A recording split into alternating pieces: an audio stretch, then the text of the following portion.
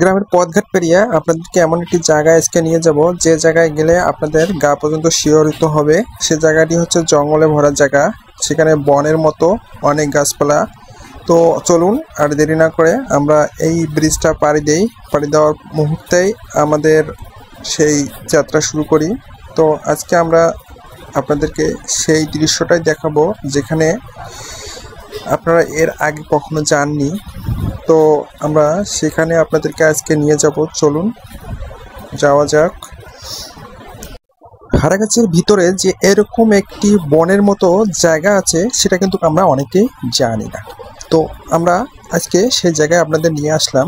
এখানে অনেক ঝাড় বাড়ি আছে, যেমন বাঁশের ঝাড়, অনেক ধরনের কাঠের গাছ, অনেক ধরনের চোত্তাপাতের গাছ, আবার অনেক ধরনের জঙ্গলের গাছ এখানে প্রচুর পরিমাণ রয়েছে। এইগুলো গাছ থেকেই অনেক পোকামাকড়ের উৎপাত। আবার দেখা যাচ্ছে এখানে রাতের বেলা শিয়ালের আবির্ভাব হয়।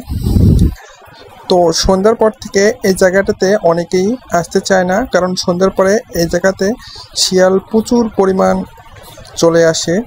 তো আপনারা যারা এই জায়গাটিতে আসতে চাবেন তাদেরকে আমি অবশ্যই লোকেশন জানিয়ে দিব। এই জায়গাটিতে আরেকটি বিশেষ ব্যাপার স্যাপার, সেটা হচ্ছে এখানে দুই দিকেই পুকুর এবং নদী কিনারা। তো মাঝখানে এই জঙ্গল অর্থাৎ বনের মতো জায়গাটি অবস্থিত। তো এই জায়গাটি আমাদের হারাগাছের ধুমগড়া এলাকা পাড়ি দেওয়ার মুহূর্তেই পেয়ে যাবেন আপনারা।